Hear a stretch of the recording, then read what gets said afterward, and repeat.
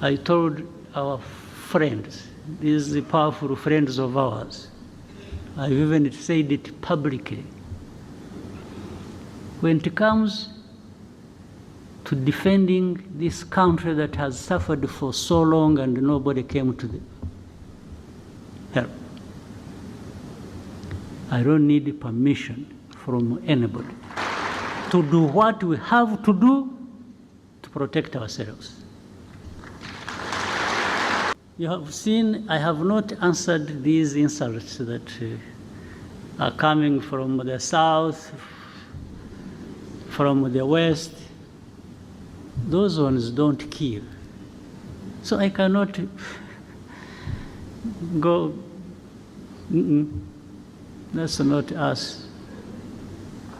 But they will learn something with time. You may associate us with M23. You may blame us for everything, M23. What do you say about FDLR that is in Eastern Congo for the last 30 years, more or less? I thought even the forces, the UN forces that were put in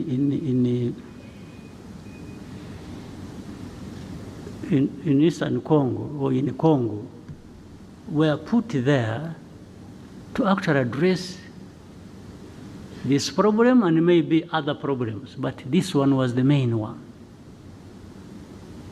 But you've been there for decades. It has been so costly, but the problem is still there. Who is in charge of what? In this world, who now does what? Now there comes the Eastern Congo conflict as such. One, you try to do some research, do some inquiries, you do some intelligence. Rwanda did not in any way create this war that is happening in Eastern Congo. For me, I'm giving you a fact. Go and investigate and prove me wrong. Rwanda never got involved in starting this fighting that has happened in Eastern Congo. But with time, there has been an effort to actually make it our war. That we are the ones who started it. Over time, this is what has happened. These people who propagate hate speech, what? In this world, what role are they playing, really? To produce hundreds of refugees, hundreds of thousands, here in Rwanda and in the neighboring countries. In Uganda, I think there are about 300 or 400,000. And to the world, this is normal. Yeah, that is how it happened here when people are being killed. Here in '94, some people are saying, no, this is, it's like, these are the savages of Africa killing each other. Some people are saying that. We are savages killing each other. So it doesn't need to be treated as urgent. So even having 100,000 refugees and others crossing, every day there are people crossing, by the way, from Eastern Congo to Rwanda. This is normal. If they have to talk about any people at all, it is maybe displaced. Displaced, yeah, they can talk about, meaning those who are still in Eastern Congo,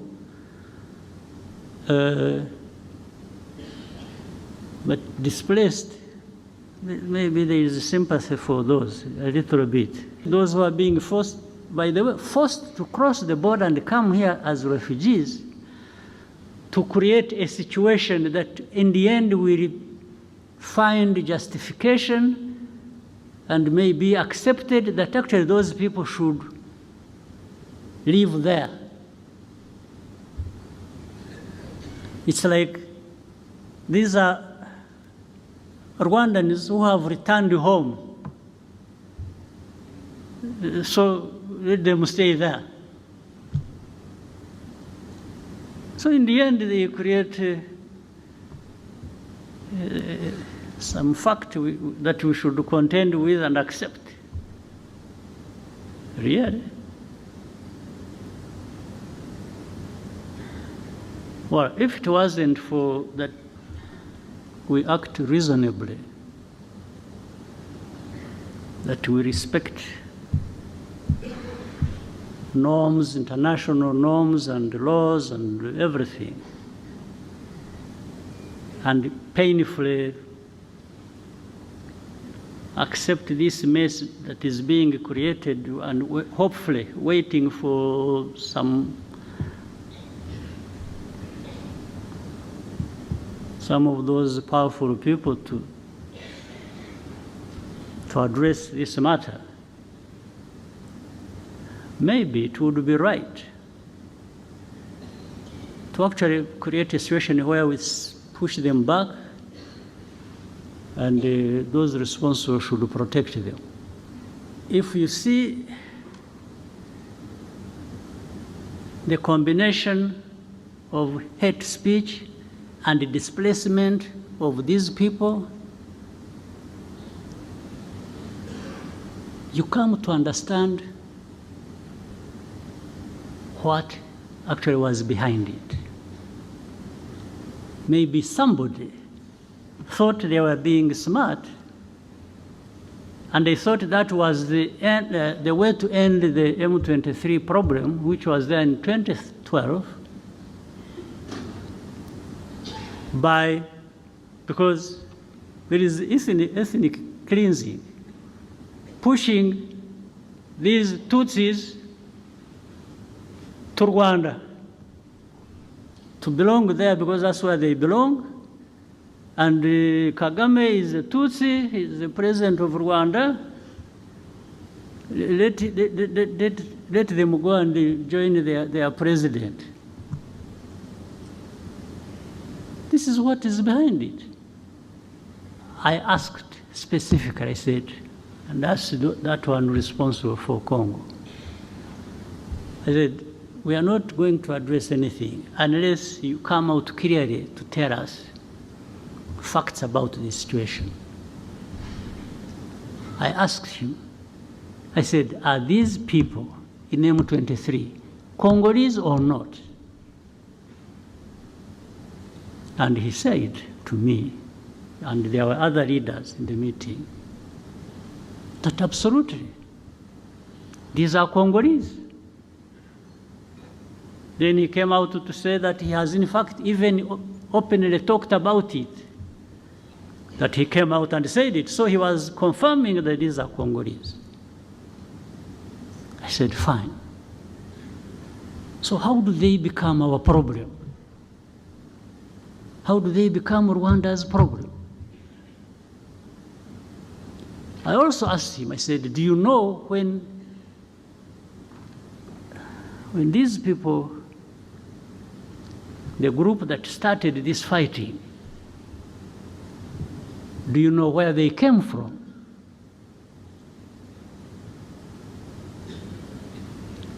In fact, before he answered, the president of the country where they came from is the one who said it.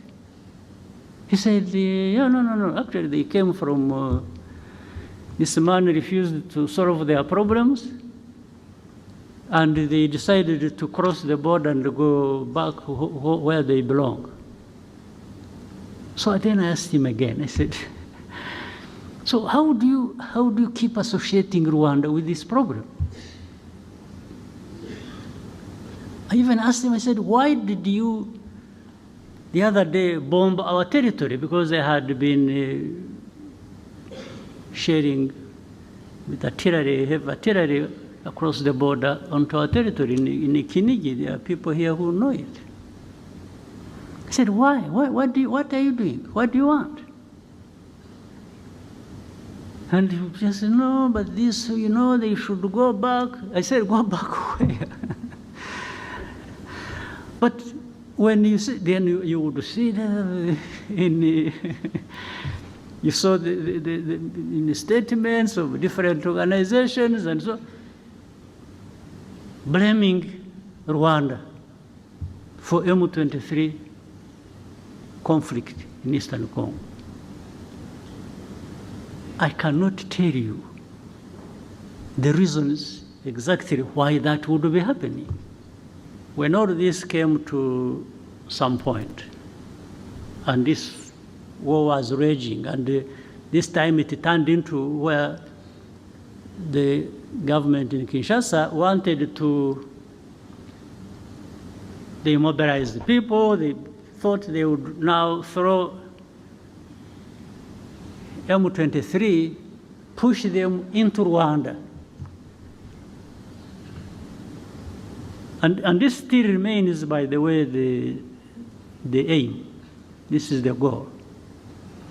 So I told our friends, these powerful friends of ours, I even said it publicly,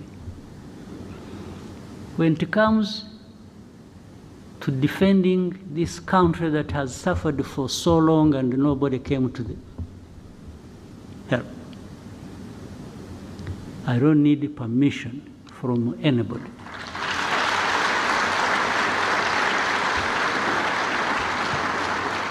To do what we have to do to protect ourselves. I will say it in broad daylight. I have said it to those who matter in this problem. And that's what is going to happen. You go home, sleep, don't do anything. There will be nothing crossing these borders of this small country of ours. If anybody attempts,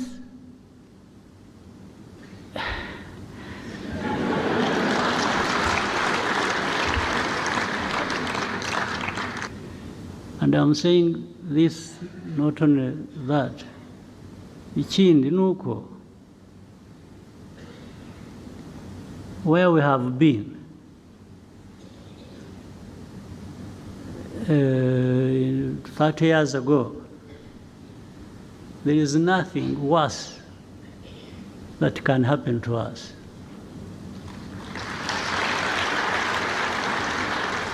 Also,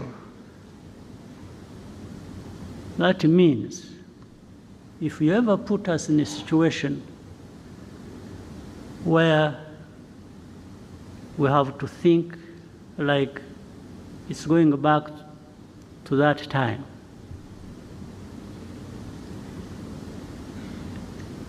then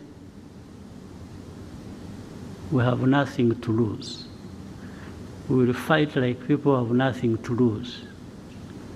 And somebody will pay the price other than ourselves.